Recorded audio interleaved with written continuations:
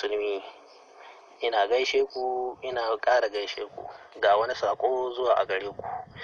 Wanga dai da kuka gani babban ƙarami ne kuma ɗan baiwa ne kuma masanin kimiyya ne. Haka mun ka ganshi, haka ya zo kuma haka mun ka ganshi.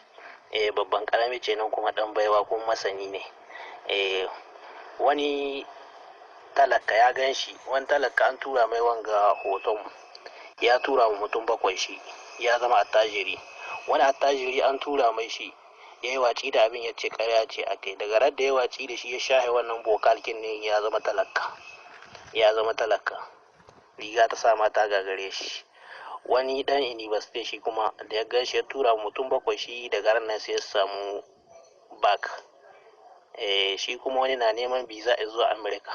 Daga ran da ya tura mutum 7 shi ya samu visa zai na America, magana da mukai.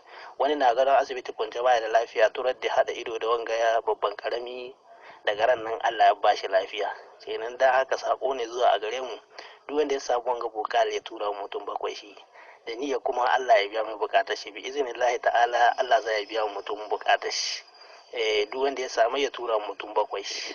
Idan ka tura alheri ne a gare ka, idan baka tura ba kuma kai dai da ka hada ido da shi, da kaga ma zaman da ya kasan da dai masani ne kuwa. Da ka hada idon ka da shi kasan da yaro dan baiwa ne, babban karami ce nan. To ko samu dai shi tura mai yan uwan shi. To assalamu alaikum.